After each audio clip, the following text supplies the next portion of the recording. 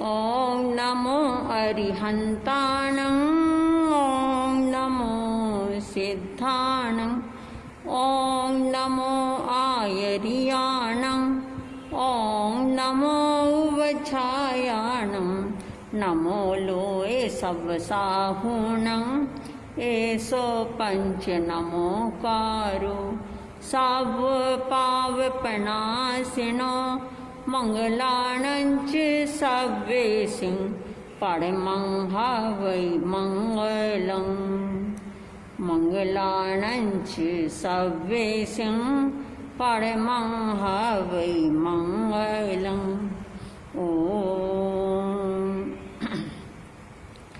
ओम ह्रीं श्रीं क्लीं सिद्ध बाबा श्री रूपचंद गुरुवे नमः। ओम ह्रीं श्रीं क्लीं आचार्य सुशील गुरुवे नमः।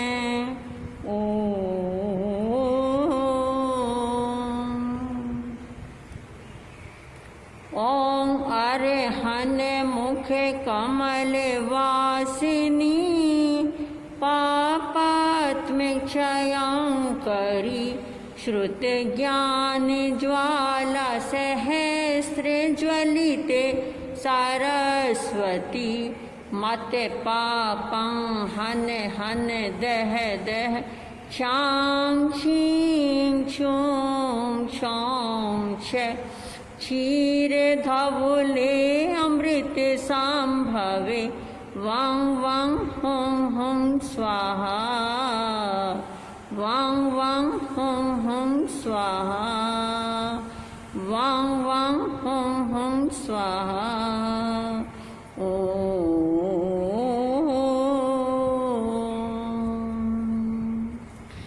नमन करो नमन करो अरिहंतों को सिद्ध प्रभु को प्रणाम है पाप कर्म जो दूर भगाए ओम अरहम नाम है। नमन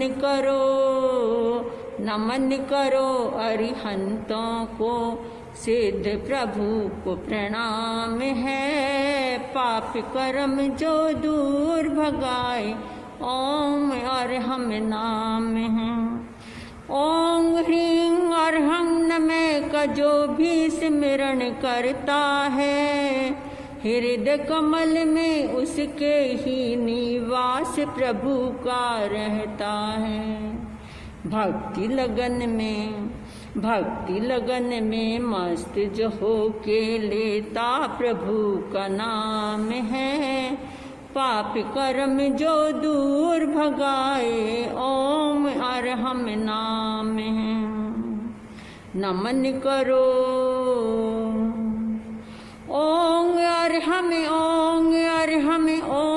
अरहम जो गाता ओम अरहम जीवन त्राता ओम अरहम उद्गाता। ओम ह्रीं श्रीं क्लीं ओम ह्रीं श्रीं क्लीं जपने से होते सफल सब काम है पाप कर्म जो दूर भगाए ओम अरहम नाम है। नमन करो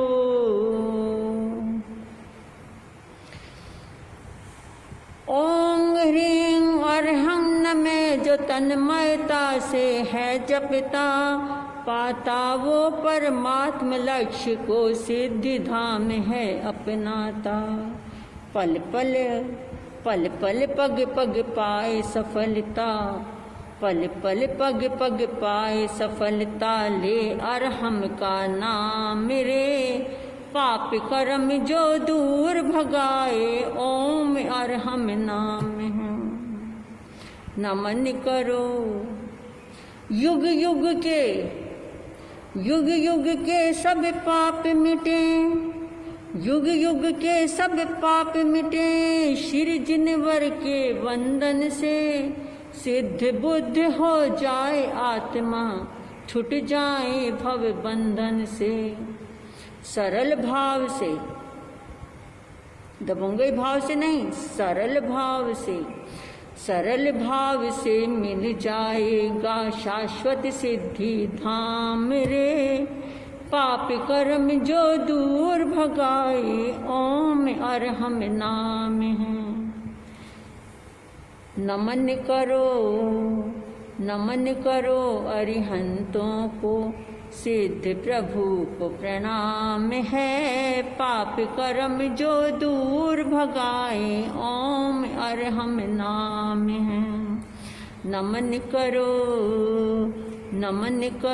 अरिहंतों को, सिद्ध प्रभु को प्रणाम है। पाप कर्म जो दूर भगाए, ओम अरहम नाम है। बोला रहत भगवान की जय। आज महापर्व पर्युषण का दूसरा दिन है। परंपरा के हिसाब से अन्यथा जीवन का हर क्षण हर दिन पर्युषण है। पर्युषण का मतलब धर्म कर्म मंदिरों में आना और व्याख्यान सुनना, यही नहीं है। पर्युषण का मतलब है जीवन के आगे बढ़ने के दिन, जीवन को सुधारने के दिन। पर्युषण जैसा कि कल भी बताया था कि चारों तरफ से गर्म है, हमको चारों तरफ से सुखों को मिलने के रास्ते हमें सिखाए जा रहे हैं। वहां पर हमको ये नहीं कहा जा रहा है कि अनशन कर लो, नौदरी कर लो, भिक्षाचरी कर लो, रस परित्याग कर लो, काया कलेश कर लो, परिसंग लेना कर लो, विनय कर लो। विनय भी नहीं सिखाई जा रही। वैयाव्रत, स्वाध्याय, ध्यान, कायोत्सव कुछ भी तो नहीं सिखाया जा रहा। हम तो सिर्फ इतना कह रहे हैं पर्युषण के इन अवसरों पर कि आपके मन में जो आए वो आप काम पूरा कर लो। आपके मन में जिसके प्रति जिज्ञासा पैदा हो, उस लगन को, उस इच्छा को पूरी कर लो। जिस दिन आपकी जिज्ञासा पूरी हो जाएगी, उस दिन आप महान बन जाएंगे, जिसके लिए आपका हर मन तरसता है कि मैं भी उस ऊंचाइयों को प्राप्त करूं। और तो कुछ नहीं है ना। इन ऊंचाइयों को प्राप्त करने के लिए आपको क्या करना होगा? सिर्फ एक जिज्ञासा ही तो पैदा भी नहीं करनी। जो आपके मन में वो, उसकी हर संभव कोशिश तक पहुंच जाओ कि उसको हम किस तरह से सीख सकते हैं, बता सकते हैं दूसरे को।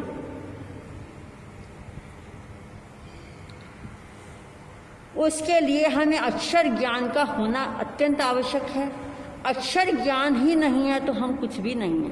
डिग्रियां हम आपको डिग्रियां दे दें, कोई हमें डिग्रियां दे दे, उस डिग्री को लेके हम करेंगे क्या जब हमें एक अक्षर भी पढ़ना नहीं आता कि उसमें मेरा नाम कहाँ लिखा है, कौन से नंबर पे मेरा नाम लिखा है, मैं वो गणित तक नहीं जानती हूँ। जिसको कि भगवान ऋषभ देव ने सिखाया था ब्रह्मी और सुंदरी को। सबसे पहली शिक्षिका बच्चे, उनके विद्यार्थी वो 2 लड़कियां थीं। उन्होंने पहले भरत के दिया और अपने अन्य पुत्रों के लिए नाम नहीं आता, इतिहास में ये नाम नहीं आता कि उनको शिक्षा दी। उनको तो हमेशा काम पे लगाया गया है। लड़कियों को जो शिक्षा दी है, ब्रह्मी जी कहते हैं कि बाईं तरफ बैठी थी और सुंदरी जी दाईं तरफ बैठी थी, तो इसलिए गणित हम दाएं से बाएं पढ़ते हैं और देवनागरी लिपि जो हिंदी है वो हम बाएं से दाएं पढ़ते हैं। वो तो एक बात है, परंतु शिक्षा का होना जरूरी है। और दूसरी एक बात ये भी बता दें, ऋषभ देव ने साधु बनने से पहले, राजा ऋषभ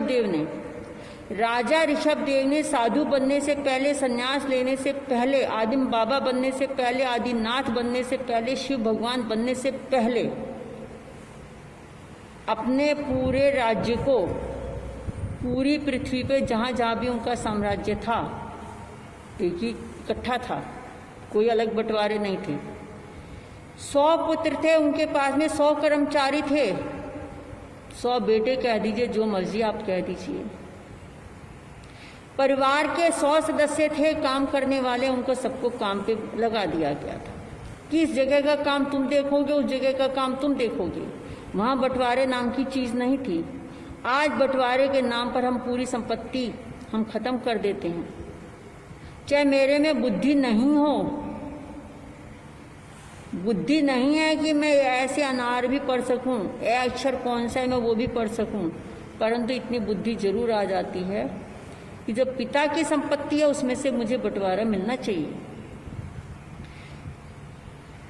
राजा ऋषभदेव ने अपने 100 पुत्रों को, 2 उनके अपने पुत्र थे, 98 उनके दत्तक पुत्र थे। जो युगलिया परंपरा टूटने के बाद में पहली जो युगलिया परंपरा टूटी थी, तो उन्होंने 98 लड़कों को अपना पुत्र घोषित किया था। और उसके बाद में फिर जैसे भी उनको पदवियां दी गई होंगी, परंतु उनको पुत्रों की पदवी नहीं दी गई। 100 पुत्र होने के बाद में उनको 100 के 100 को बराबर समझा। ये नहीं कि दत्तक है दूसरे के, मेरे, ऐसा कुछ नहीं था। सबको उनकी योग्यता के आधार पर उनको काम दे दिया गया। भरत के मन में आया कि नहीं, ये सारा जैसे पिता संभालते थे ऐसे मैं संभालूं। गद्दी लेना, गद्दी पे बैठना बहुत आसान होता है, परंतु ये जो गद्दी होती ना, कांटों का ताज होती है, उसमें सबको साथ लेने की, चलने की विधि कह दीजिए या बुद्धि कह दीजिए, सोच कह दीजिए, वो आनी चाहिए।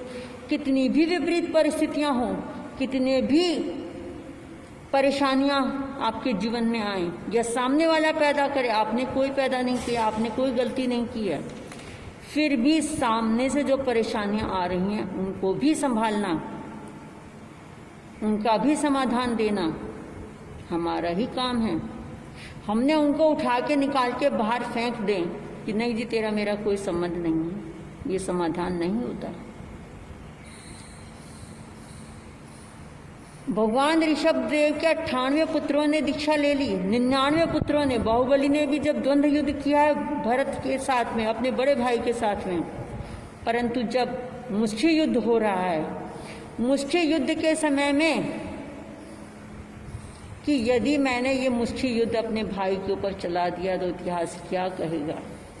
आज बाहुबली जो जितने सम्मान के साथ में, जितने पूजनीय हैं, यदि वो मुष्टि युद्ध खेल जाते, आज वो सम्मान को प्राप्त नहीं कर पाते। दबंगई करनी अच्छी है, जैन धर्म अहिंसा पर जोर देता है, परंतु वो ये भी नहीं कहता कि तुम कायर बनकर दूसरे की गुलामी को स्वीकार कर लो। कोशिश करो कि दबंगई ना हो, झगड़े ना हो। हम में योग्यता है,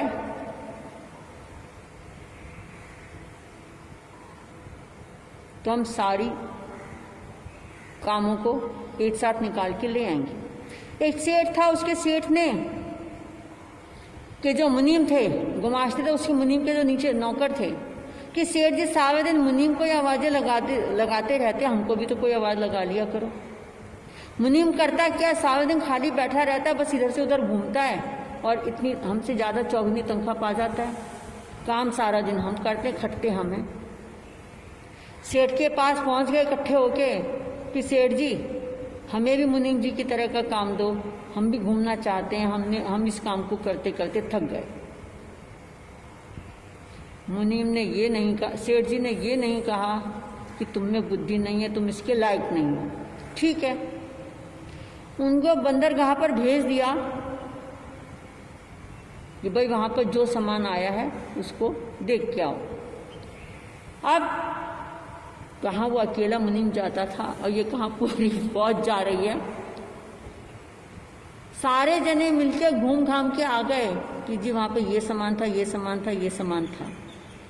जितने भी उनके स्टाफ था, नौकर थे, सबने अपनी अपनी बात कह दी। कहा इन सारे सबके कामों को वो अकेला एक मुनीम संभाल रहा था। अब सेठ ने कहा कि तुम बैठो, अब मैं मुनीम जी को भेजता हूं। मुनीम जी गए सारी बातें करी, सारा सामान देखा, वहीं पर सारा सामान खरीद भी लिया, सारा सामान बेच भी दिया और मुनाफा हाथ में लेके आ गए।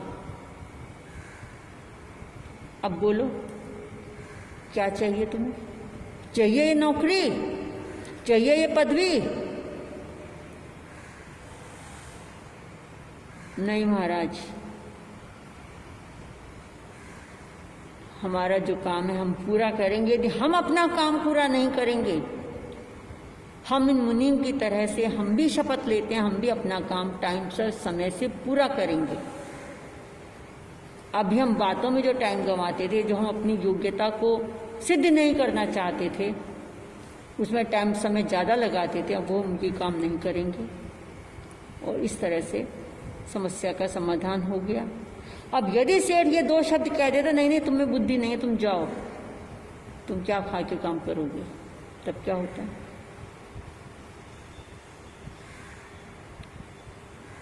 भगवान आदिनाथ ने, भगवान आदिम बाबा ने, भगवान शिव ने, कोई अलग नहीं है, सबके पूर्वज एक ही हैं। उन भगवान ऋषभ देव के जो उस समय के जो जनता थी, जो साधु थे, वो बहुत सरल होते थे। इतने सरल होते थे कि एक उदाहरण दिया जाता है कल्प सूत्र में, आजकल उसका भी स्वाध्याय चल रहा है। उसमें जो उदाहरण दिया जाता है कि भगवान ऋषभ देव के समय में साधु इतना सरल था कि एक साधु गोचरी के लिए गया, वहां पर एक घर से उनको 32 बड़े, दही बड़े जिसे तुम बोलते हो, तो वहां पर उस जमाने में दही बड़े नहीं खाते थे, बड़ों के साथ में जो भी कुछ होता होगा, तो बड़े उसको मिले। अब 32 हैं बड़े। उसने कहा कि हम गुरु चेला 2 ही तो जने हैं, जब मैं उपाश्रय जाऊंगा, अपने गुरु के पास में पात्रे खोलूंगा, तो वो मुझे 16 बड़े मुझे देंगे और 16 बड़े खुद खाएंगे। तो मैं अपने हिस्से के बड़े गर्म ठंडे क्यों करूं? मैं अपने हिस्से के बड़े तो मैं खा लेता हूं। उसने वहीं कहीं जगह देखी साधु ने और अपने हिस्से के 16 बड़े खा लिए। थोड़ा और आगे गया, दाने दाने पे खाने वाले का नाम मान लीजिए। आप ये मत सोचिए कि वो सरल थे या जड़ बुद्धि थी या बकर बुद्धि थी, वो नहीं, अपने अपने हमारी भी सोच है। 16 बड़े खाने के बाद में आगे चले, गुरुजी 8 मुझे देंगे, 8 खुद खाएंगे। 8 बड़े फिर खा गया। मैं क्यों अपने हिस्से के ठंडे करूं, मुझे तो 8 मिलने हैं। आगे चलने पे भूख लगी, फिर सोचा कि गुरुजी 4 मुझे देंगे, 4 खुद खाएंगे।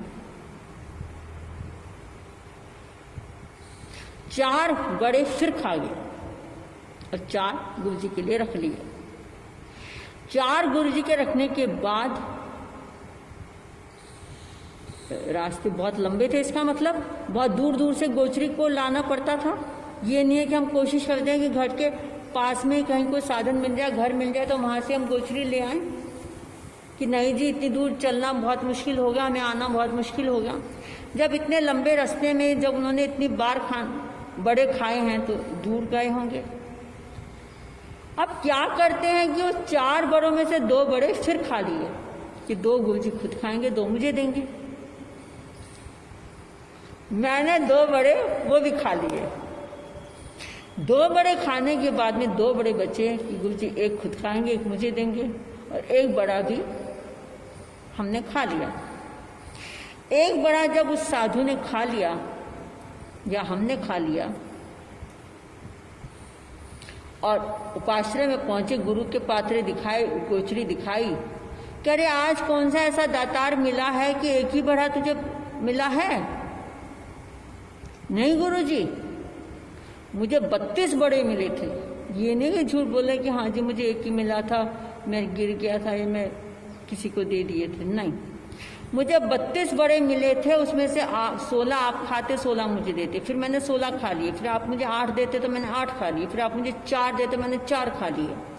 फिर आप मुझे 2 देते तो मैंने 2 खा लिए। फिर आप मुझे 1 देते तो मैंने 1 भी खा लिया। अब 1 बड़ा आपके लिए बचा है। अरे रब के बंदे, बेटा तूने तेरे गुरु को खिलाए बिना, गुरु को दिखाए बिना तूने कैसे खा लिया? कैसे 31 बड़े तेरे पेट में चले गए? उसने वो बड़ा भी जो एक पात्रे में बचा हुआ था वो उठाया और उसे खा के बोला कि इस तरह से मैंने वो 31 बड़े खा लिए थे। प्राचीन काल के गुरु थे, हंस पड़े जिस तरह से हमें हंसी आ रही है। और कोई आज के हम जैसे गुरु होते, मतलब हम नहीं, मतलब कोई भी हो सकता है, नहीं भी हो सकता, वो उसको डांट लगाते या कुछ ना कुछ तो कहते कि अच्छा कहीं से और बाकी खाना तो ले आता, कोई बात नहीं। बात उसमें नहीं आ रही है, बात ये आ रही है कि सरल बुद्धि के होते थे और जड़ बुद्धि के होते थे। कि ये नहीं है कि गुरु किस विषय में कैसे कह रहा है, क्यों कह रहा है, ये तो समझ होती कि तूने कैसे खा लिए। और जड़ बुद्धि मतलब मोटी बुद्धि होने के हिसाब से उसने वो बड़ा भी उठाया और खा के दिखा दिया कि इस तरह से खा लिया। और यही भगवान अजितनाथ, दूसरे भगवान, और 23वें भगवान पारसनाथ भगवान, इनके समय के जो साधु साध्वी थे, जनता थी, वो बहुत ही चतुर थी, बहुत ही बुद्धिमान थी। तो जैसी जनता होती है वैसी साधु होता है। साधु भी तो कहीं बाहर से नहीं आता, उसी जनता में से साधु निकल के आता है। उनको कोई कुछ भी कहने की जरूरत नहीं पड़ती थी, उनके लिए कोई विधान नहीं था। पचरंगे वस्त्र वो पहनते थे। अभी तक हमने नहीं देखा कि किस तरह की साधु परंपरा थी, कि साधु परंपरा में किस तरह से पचरंगे वस्त्रों को देख के पहचान लिया जाता था कि ये साधु है। आज इन वस्त्रों को देख के, इस मुपत्ति को देख के, इस ओघे को देख के आप पहचान लोगे कि जैन साधु है या फलाना साधु है। कोई बात नहीं था, परंतु 22 तीर्थंकरों के शासन काल में, समय में कोई विधि विधान नहीं था साधु के लिए, ना खाने का, ना पीने का, ना रहने का, ना सोने का। जहाँ जगह मिली, जहाँ उचित लगा रुक गए, नहीं तो आगे बढ़ गए। चातुर्मास का भी विधान नहीं था। मैं आपको ये नहीं कह रही कि तुम चातुर्मास करना छोड़ दो या हमारा छुड़वा दो, ऐसा नहीं हो रही बात ये है कि हमारा मन जो छोटी छोटी बातों पे दुखी हो जाता है ना, बात वो है कि अब मन को दुखी नहीं करना। मैंने एक रोटी ज़्यादा खा ली, तुमने एक रोटी कम खा ली, उससे तुम पेटू नहीं हो जाओगे, मैं तपस्वी नहीं हो जाऊंगी।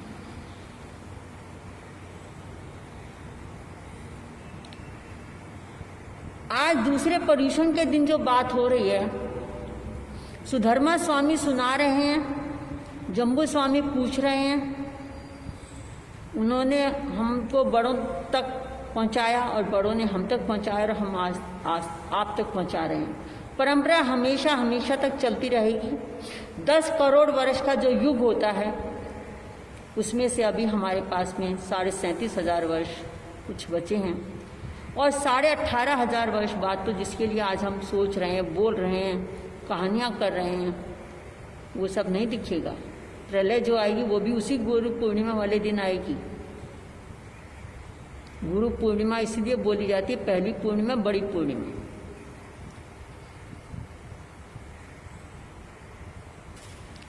किसी भी चीज के लिए झगड़ा नहीं करना, योग्यता पैदा करो। पूत कपूत काहे धन संचय, पूत सपूत काहे धन संचय। यदि हम कपूत हैं तो सब चीज़ें खत्म कर देते, सपूत हैं तो हम पैदा कर लेंगे। कहते ना कि जमीन में एक दांत मारेंगे तो पानी के फव्वारे निकल आएंगे। तो वो बुद्धि हमने पैदा करनी है, उस शिक्षा को हमने पैदा करना, उस तरह की शिक्षा पद्धति हमें लानी है। किताबें जितनी ज़्यादा से ज़्यादा हम पढ़ेंगे उस पद्धति को लाना है। जैसे कि अभी अच्छा सबके कहने से हम ये नहीं कह रहे कि हमारे सुझाव से, बात ये नहीं हो रही है कि जो अभी हमारे यहाँ जो व्यवस्था आई है लॉकडाउन में, किताबें देखो और इम्तिहान दे दो, बड़ी अच्छी पद्धति है। जब सबने सुना बड़े खुश, और बहुतों ने जो बुद्धिमान थे उन्होंने सोचा कि ऐसे तो सभी पास हो जाएंगे, परंतु उसके पीछे का रहस्य ये नहीं पता कि जब हमने पढ़ा होगा तभी तो हम उस किताब में से ढूंढ पाएंगे। बिना पढ़े तो हमारे सामने कुछ भी रखा रहेगा, इतने बड़े बड़े पोथे रख दो या छोटी सी किताब रख दो, हम नहीं ढूंढ पाएंगे। हमें पता ही नहीं कि अक्षर क्या है। तो हमें सबसे पहला आधार जो बनाना है वो बनाना है अक्षर ज्ञान का। अक्षर ज्ञान होगा किसी भी भाषा का ले लीजिए, पर भारत के अनुसार हिंदी भाषा का आना जरूरी है, चाहे हम किसी भी राज्य में रहें। और स्थानीय भाषा तो स्थानीय के हिसाब से वो एक अलग बात है। और अंतर्राष्ट्रीय स्तर पर जिसने काम करना उसको इंग्लिश आना जरूरी है, क्योंकि अभी तक जितने भी काम हो चुके हैं तो वो इंग्लिश भाषा में हो चुके हैं, तो उसको भी संभाला जाएगा। बात आ रही है सुधर्मा स्वामी और जम्बू की। सुधर्मा स्वामी भगवान महावीर के पहले पटधर हुए हैं, ये हमने कल भी बताया था और आज फिर बता रहे हैं। वो इसलिए कि उससे पहले जो 11 गणधर थे ये सब भगवान के काम को संभालते थे। 11 जने पूरे संसार को संभालते थे, भगवान की पूरी परंपरा को 11 जने। इसीलिए आजकल शायद कमेटियों में भी 11 जने 21 जने रखे जाते होंगे। उन सब की भगवान महावीर का जब निर्वाण हुआ है, उनमें से अकेले सुधर्मा स्वामी रहे हैं। 2 गणधर बहुत पहले चले गए थे, 20 वर्ष पहले भगवान से, और बाकी 6 वर्ष के अंदर। जम्बू स्वामी भी, सुधर्मा स्वामी ने जब दीक्षित किए, जम्बू स्वामी भी कहते हैं ये भी राजा का बेटा है, चोर नहीं है वो।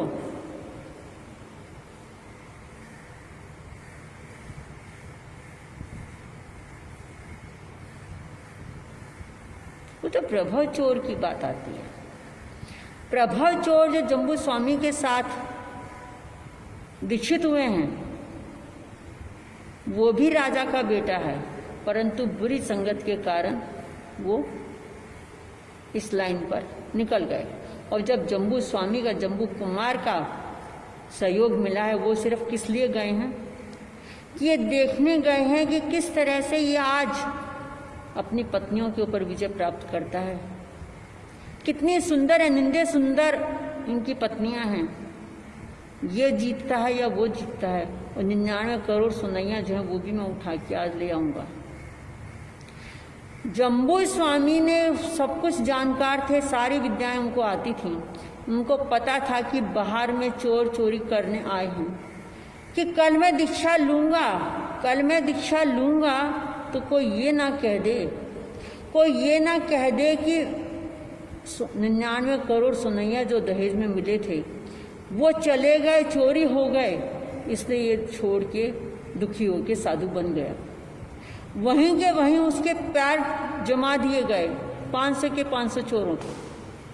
500 चोर एक साथ आए थे चोरी करने।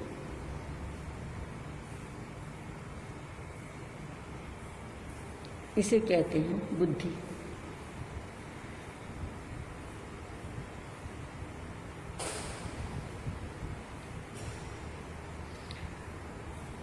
दूसरे अध्ययन की वासना देते हुए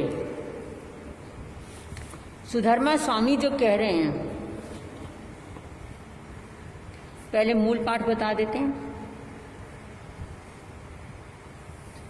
जैनंग भन्ते समनेनंग जाल संपत्तेनंग पड़मस्य वग्गस अयमठ्ठे पणक्ते दोच्चसरणंग भन्ते वग्गस अंतगर दसानंग समनेनंग जाल संपत्तेनंग कई अध्ययना पणक्ता एवं खलु जम्बू समनेनंग जाल संपत्तेनंग अठ्ठ अध्ययना पणक्ता तंग जहा अखोब सागरे खलु समुद्र हिमवंत अचल नामे ये धरणे पूर्णे वीय अभिचंदे चेव अठमाई तेणंग कालेनंग तेणिन समेनंग वारवये नैरिये वन्ही पिया धावनी माया जहा पड़मो वग्गो तहा सव्वे अठ जैणप गुण रैण तवो कम्मंग 16 वासाई पर्याव से तुंजे मास्याय संलेहनाय जाव सिद्धे एवं खलु जम्बू समनेनंग जाव संपत्तेनंग अठमस अंगस दोचस वग्गस अयमठ्ठे पणक्ते।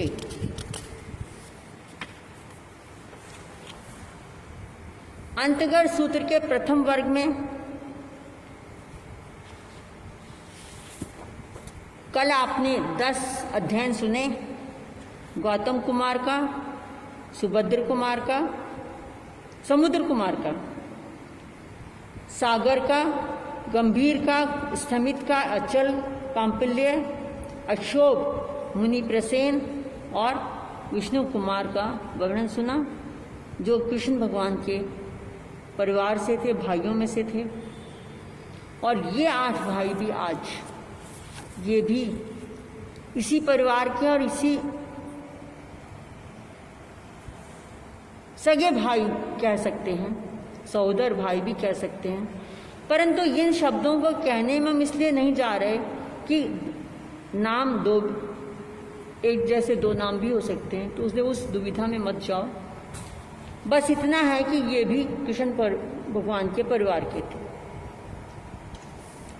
ये 8 अध्याय हैं। इन 8 अध्याय किसके नाम से हैं? अक्षोभ, सागर, समुद्र, हिमवंत, अचल, धर्ण, पूरण, अभिचंद।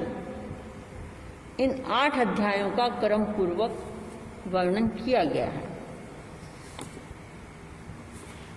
समुद्र, अब जो 10 कुमार वो थे उसमें भी समुद्र था, इन 8 कुमारों में भी समुद्र है और माता पिता के नाम एक ही हैं। इसलिए 18 कुमारों ने दीक्षा ली है भगवान के पास में, बस आप इतना ध्यान में दे दीजिए। द्वारका में वही अंधकृष्णु नामक राजा जागीरदार हैं, उनकी धावणी नामक रानी है, उनके ये 8 पुत्र हैं। इन 8 कुमारों ने भगवान अर्शनेमी के पास में दीक्षा ली, उनका एक उपदेश सुना है और भगवान से आज्ञा लेके, अपने माता पिता से आज्ञा लेके भगवान के श्री चरणों में दीक्षित हो जाते हैं। और दीक्षित होने के बाद गुण रतन संवर तप की तपस्या प्रारंभ करी है। उसके लिए फिर कभी विषय में विस्तार से बताएंगे इन्हीं 8 दिनों में ही कि गुण संवर तप होता क्या है और तप किसे कहते। तप का मतलब भूखे रहना नहीं है, तप का मतलब योग और शिक्षा को भी ध्यान में रखो। इस प्रकार की गुण रतन संवर तपस्या के साथ में और भी छोटी मोटी अनेक तपस्याएं करी उन्होंने। और सभी ने 16 वर्ष की संयम पर्याय का पालन किया है और शत्रुंजय पर्वत पर जाकर सिद्ध बुद्ध और मुक्त हुए।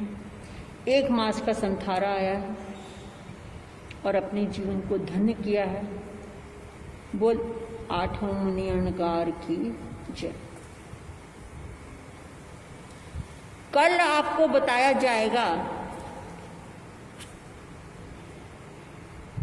13 राजकुमारों का वर्णन, जिनमें से 6 कृष्ण भगवान के बड़े भाई हैं, 1 कृष्ण भगवान का छोटा भाई है, 7 के 7 सहोदर भाई हैं। 8 भाइयों का तो ये वर्णन हो गया। 8 भाई यानी 7 जनों का। 6 राजकुमारों का वर्णन और आता है, वो भी इन्हीं के भाइयों में से हैं। पिता वासुदेव ही हैं।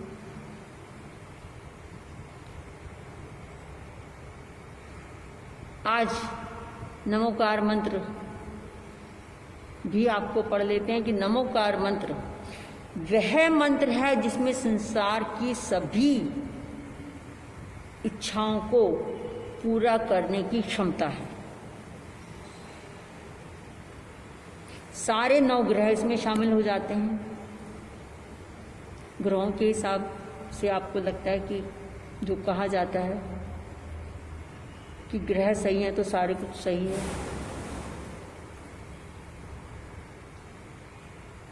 ब्रह्मांड आ जाता है, पर अभी आज हम उस विषय में नहीं बता रहे हैं। सिर्फ इतना बता रहे हैं कि जिस प्रकार से आज बच्चे जो कार्टून देखते हैं ना, हाथ ऊपर किया काम हो गया, एक आवाज दी तो वो उपस्थित हो गया। पहले जमाने में भी हम तपस्या करते थे, देवता उपस्थित होता था। हाथ ऊपर कर दिए, द्रौपदी ने हाथ ऊपर किए थे, कृष्ण भगवान ने आके उनकी रक्षा करी।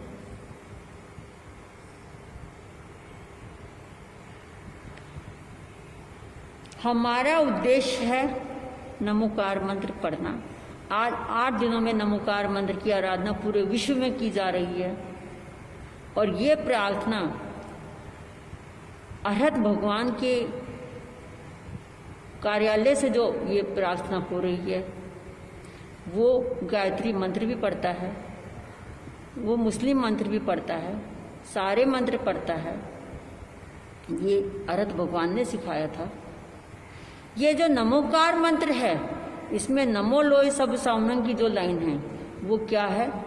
लोक के सभी साधुओं को नमस्कार हो, लोक के सभी साधुओं को नमस्कार हो। मेरी संप्रदाय के नहीं कि केवल मेरी संप्रदाय के साधुओं को नमस्कार हो, बाकी सबको नहीं।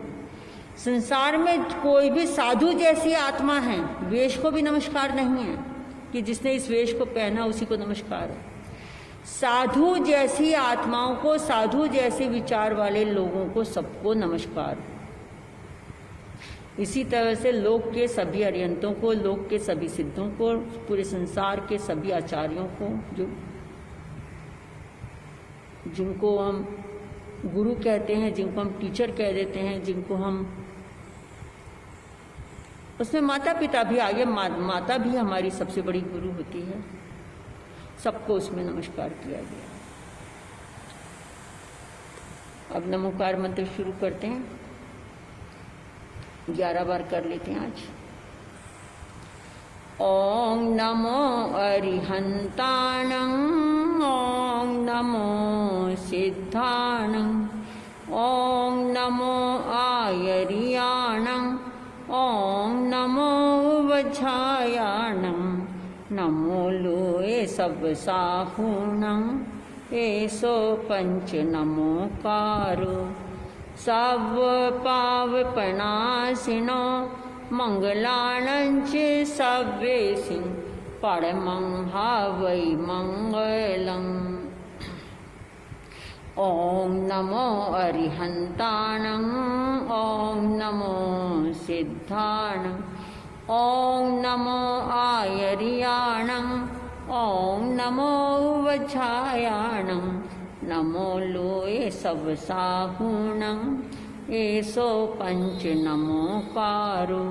सब पावपनाशिनो मंगलाणं च सव्येसिं, परमं हवै मंगलम्।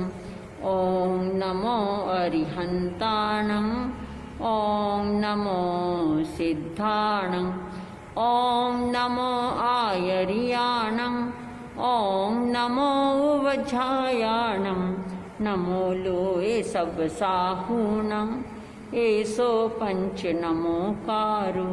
सब पावपनाशिनो मंगलाणं च सव्येसिं, परमं हवै मंगलम्। ओम नमो अरिहंताणं, ओम नमो सिद्धाणं, ओम नमो आयर्याणं, ओम नमो वज्रायाणं, ओम नमो लोए सब साउणं, एसो पंच नमोकारो। सब पावपनाशिनो मंगलाणं च सव्येसिं, परमं हवै मंगलम्। ओम नमो अरिहंताणं, ओम नमो सिद्धाणं, ओम नमो आयर्याणं, ओम नमो वज्रायाणं, ओम नमो लोए सब साउणं, एसो पंच नमोकारो। सब पावपनाशिनो मंगलाणं च सव्येसिं, परमं हवै मंगलम्। ओम नमो अरिहंताणं, ओम नमो सिद्धाणं, ओम नमो आयर्याणं, ओम नमो वज्रायाणं, ओम नमो लोए सब साउणं, एसो पंच नमोकारो। सब पावपनाशिनो मंगलाणं च सव्येसिं, परमं हवै मंगलम्। ओम नमो अरिहंताणं, ओम नमो सिद्धाणं, ओम नमो आयर्याणं, ओम नमो वज्रायाणं, ओम नमो लोए सब साउणं, एसो पंच नमोकारो। सब पावपनाशिनो मंगलाणं च सव्येसिं, परमं हवै मंगलम्। ओम नमो अरिहंताणं, ओम नमो सिद्धाणं, ओम नमो आयर्याणं, ओम नमो वज्रायाणं, ओम नमो लोए सब साउणं, एसो पंच नमोकारो। सब पावपनाशिनो मंगलाणं च सव्येसिं, परमं हवै मंगलम्। ओम नमो अरिहंताणं, ओम नमो सिद्धाणं, ओम नमो आयर्याणं, ओम नमो वज्रायाणं, ओम नमो लोए सब साउणं, एसो पंच नमोकारो। सब पावपनाशिनो मंगलाणं च सव्येसिं, परमं हवै मंगलम्। ओम नमो अरिहंताणि, ओम नमो सिद्धाणि, ओम नमो आर्याणि, ओम नमो वज्रायणि, ओम नमो लोहे सव्य सावणम। ऐसो पंच नमोकारो सब पाप प्रणाशन मंगलानंच सव्यसिंह परमं हवई मंगलम। ओम नमो अरिहंताणि, ओम नमो सिद्धाणि, ओम नमो आर्याणि, ओम नमो वज्रायणि, ओम नमो लोहे सव्य सावणम। ऐसो पंच नमोकारो सब पाप प्रणाशन मंगलानंच सव्यसिंह परमं हवई मंगलम।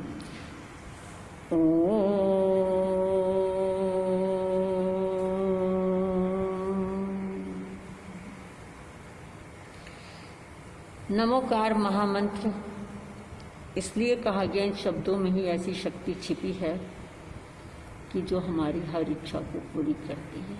हमने सिर्फ अपनी सोच को बदलना है, विपरीत परिस्थितियों में भी अच्छी भावना को रखना है, शिक्षा को हमने जीवन में उतारना है। पहले प्राचीन काल में 8 वर्ष का बच्चे को स्कूल का कलाचार्य के पास में भेजा जाता था। आज इन सब शिक्षाओं को माता पहले सिखा देती है, स्कूल वाले हमें सिखा देते हैं, सरकारें हमें सिखा देती हैं, हम सबको साधन दिए जा सकते हैं, परंतु चलना तो हमको ही पड़ेगा। हमको चलना होगा और जब हम खुद चलेंगे तभी हम मंजिल तक पहुंच पाएंगे। आज लॉकडाउन के समय, लॉकडाउन या आप ये मान लीजिए कि मार्च से लेकर अब तक 6 महीनों में जो महापुरुष बनने के संस्कार डले हैं, बीज बोए गए हैं, वो एक ना एक दिन अवश्य प्रस्फुटित होंगे, अवश्य हमको लहराते हुए मिलेंगे। हमारा परिवार हमारे पीछे आपके सुखी मिलेगा।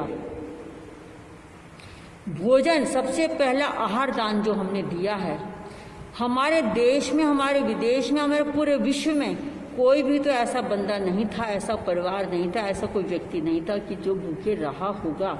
जानकारी के अनुसार किसी की गारंटी नहीं दे रहे। इसलिए हमें क्या करना है कि हमने अपने पड़ोसी का ध्यान रखना है कि हमारे पड़ोस में कोई दुखी ना हो, कोई परेशान नहीं, उसको रोजगार, शिक्षा, ये 2 बातों का याद रख लीजिए। संस्कार अपने आप आ जाएंगे,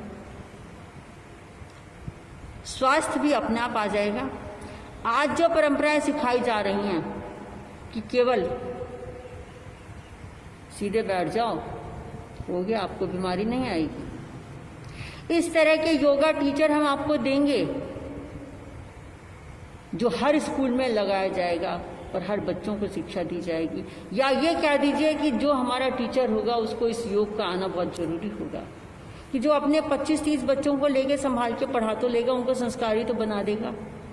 अब होता क्या है कि हम खुद ही शिक्षित नहीं होते तो हम बच्चों को क्या शिक्षा देंगे। किताबें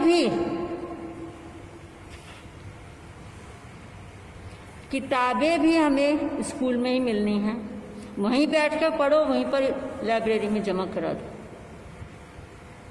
पीरियड के हिसाब से किताबें मिल जाएंगी। 50 किताबें फालतू रख लो कि मेरा मन उसमें खेलने में नहीं जाने का है, मैं तो किताब पढ़ूंगा। मेरी जो क्लास है वो खेलने की है और मैं खेलने में ना जाके मैं किताब पढ़ने बैठना चाहूँ तो पढ़ सकूंगी, हम सब उसमें पढ़ सकेंगे।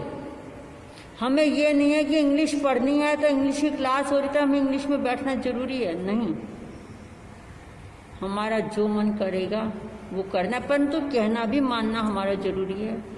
उस शिक्षा को लेना भी हमारा अधिकार है, परंतु पद्धति ऐसी आए, वो 6ठी क्लास के बाद ऐसी आए कि हम जिस भी मर्जी क्लास में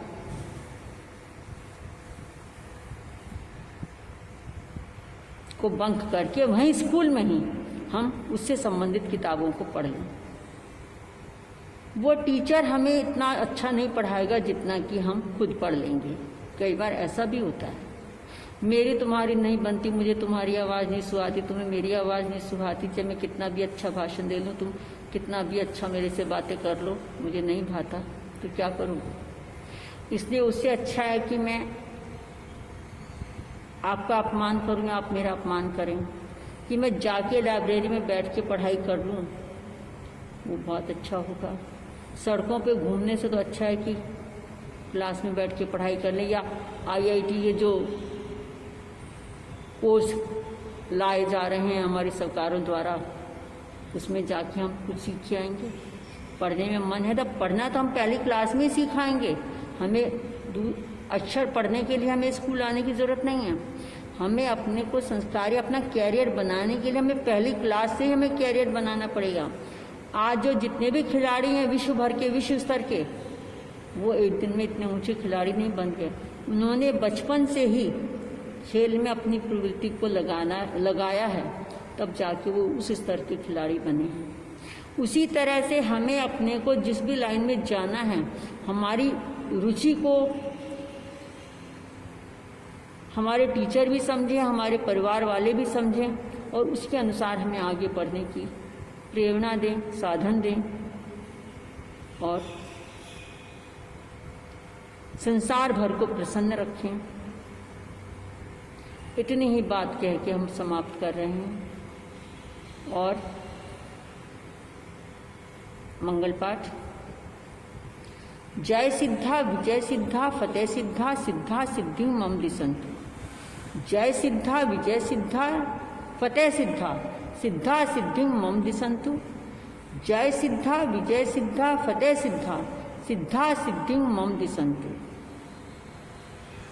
नमो अर्हंताणिं नमो सिद्धाणिं नमो आर्याणिं नमो वज्राणिं नमो लोय सब्बसाम्नं एसो पंच नमोकारो सब पापणासनो मंगलानंच सभ्य सिंह परमं हवै मंगलम। ओं ह्रीं श्रीं क्लीं सिद्ध बाबा श्री रूपचंद गुरुवे नमः। ओं ह्रीं श्रीं क्लीं आचार्य सुशील गुरुवे नमः। चत्तारि मंगलं अरिहंता मंगलं सिद्धा मंगलं साहू मंगलं केवलिपणत्तं धम्मं मंगलं। चत्तारि लो गुत्यमा अरिहंते लो गुत्यमा सिद्धे लो गुत्यमा साहू लो गुत्यमा केवलिपणत्तं धम्मं लो गुत्यमा। चत्तारि शरणं पवज्जामि अरिहन्ते शरणं पवज्जामि सिद्धे शरणं पवज्जामि साहू शरणं पवज्जामि केवलिपणत्तं धम्मं शरणं पवज्जामि। चार चरणे दुख हरणे और न शरणा कोई, जो भव प्राणी करे आदरण उसका अजर अमर पद होय, उसका अजर अमर पद होय। ओम शांति शांति शांति। ओम कल्याण हो, मंगल हो, आनंद हो, हंसते रहो, मुस्कुराते रहो, गुनगुनाते रहो, अपनी हर इच्छा पूरी करते रहो। ओम शांति। बोल अरहत भगवान की जय, बोल आदिनाथ भगवान की जय, बोल पंच परमेष्ठी भगवान की जय, सिद्ध संत बाबा श्री रूपचंद जी महाराज की जय, अरहत संघाचार्य श्री सुशील कुमार जी महाराज की जय, सभी साधु संतों की जय, आज के आनंद की जय। श्रमण संघाचार्य सम्राट पूज्य श्री आत्माराम जी महाराज की जय, गुरुछाया जी महाराज की प्रणाम, पूरे विश्व की तरफ से प्रणाम सबको। वंदना में, प्रणाम में बहुत बड़ी शक्ति छिपी है। इसी के साथ में इसके विषय में फिर कभी बात करेंगे। ओम शांति। बोले अरहत भगवान की जय।